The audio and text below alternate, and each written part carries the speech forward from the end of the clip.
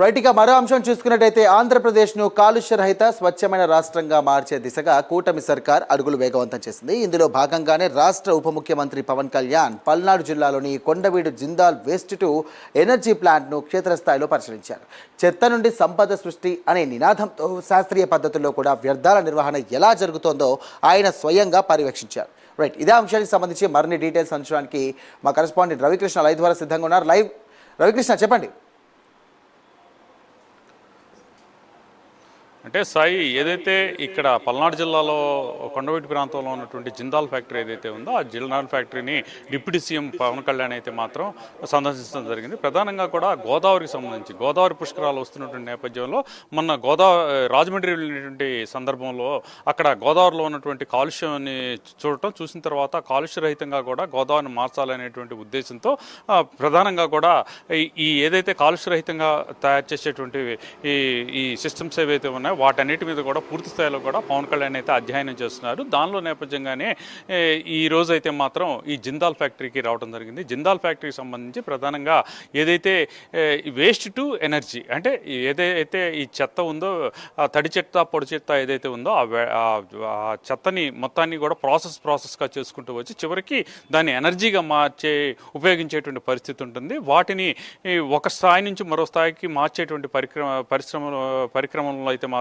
ప్రధానంగా కొంత పొల్యూషన్ రాకుండా ఏ విధంగా నివారిస్తున్నారు ఏంటి అనే దాని మీద ఒక స్టడీ చేసేందుకైతే మాత్రం పవన్ కళ్యాణ్ ఇక్కడికి వచ్చారు. వచ్చిన తర్వాత ప్లాంట్లో ప్రతి అంశాన్ని కూడా పూర్తిగా కూడా ఆయన అయితే అక్కడికి వెళ్ళి పరిశీలించడం జరిగింది. అక్కడ ఉన్నటువంటి అధికారులు ఇచ్చినటువంటి ఏదైతే ప్రజెంటేషన్ ఉందో ఆ ప్రజెంటేషన్కి మాత్రం ఆయన అయితే చాలా బాగా కూడా వాళ్ళని అప్రిషియేట్ చేసినటువంటి పరిస్థితి కనపడింది. ప్రధానంగా ఈ ఏదైనా సరే పరిశ్రమ నుంచి కానీ అదేవిధంగా కూడా ఎక్కడన్నా ఉన్నటువంటి వాటి నుంచి కానీ వ్యర్థాలు వచ్చినటువంటి క్రమంలో ఆ వ్యర్థాలని ఏ విధంగా మరింతగా కూడా కాలుష్య రహితంగా ఎలా మార్చాలి అనే దాని మీద వాళ్ళైతే ప్రెజెంటేషన్ ఇవ్వడం అనేది జరిగింది. దానికి సంబంధించి ప్రధానంగా ఇప్పుడు గోదావరికి సంబంధించి గోదావరిలో ఉన్నటువంటి వ్యర్థాలని దాన్ని చెత్తగా కన్వర్ట్ చేసి ఏ విధంగా తొలగించవచ్చు, దానికి ఎలా అనుసంధానం చేయాలి అనేటువంటి ఒక విషయాన్ని అయితే మాత్రం అక్కడ ఉన్నటువంటి ఎవరైతే పొల్యూషన్కి సంబంధించినటువంటి ఇంజనీర్స్ ఉన్నారో వాళ్ళతో మాట్లాడినటువంటి సందర్భంలో వాళ్ళు కొంత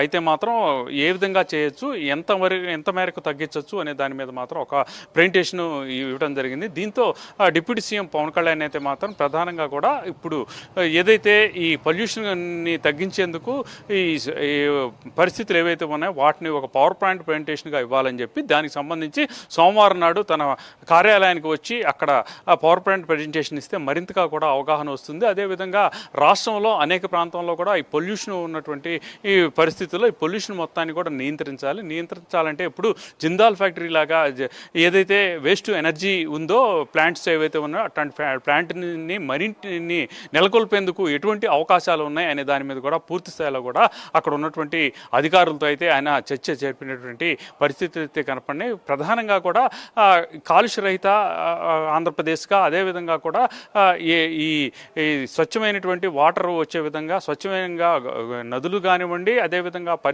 పరిస్థితులు కానివ్వండి, పరిసరాలు కానివ్వండి మొత్తాన్ని కూడా పరిశుభ్రంగా ఉండాలి అనేటువంటి ఒక తలంపుతో వెళుతున్నటువంటి నేపథ్యం. దీంతోనే మొత్తంగా కూడా ఈ ఏదైతే వేస్ట్ మేనేజ్మెంట్కి సంబంధించి కానీ సంపద నుండి ఈ చెత్త నుండి సంపద సృష్టించేటువంటి పరిక్రమం ఏ విధంగా ఉంది అనే దాని మీద పూర్తి స్థాయిలో కూడా ఆయన అవగాహన కోసం అని చెప్పి ఈ రోజైతే మాత్రం ఈ జిందాల్ పవర్ ఏదైతే ఉందో వేస్ట్ ఎనర్జీ ప్లాంట్ ఏదైతే ఉందో దాన్ని ఆయనైతే మాత్రం పూర్తిగా కూడా పరిశీలించి అక్కడ ఇచ్చినటువంటి నివేదికల ఆధారంగా కూడా భవిష్యత్తులో మరింతగా కూడా ఈ పొల్యూషన్ కంట్రోల్కి ఆయనైతే మాత్రం మరిన్ని చర్యలు తీసుకునే అవకాశం అయితే ఉంటుంది. Right, thank you Ravikrishna.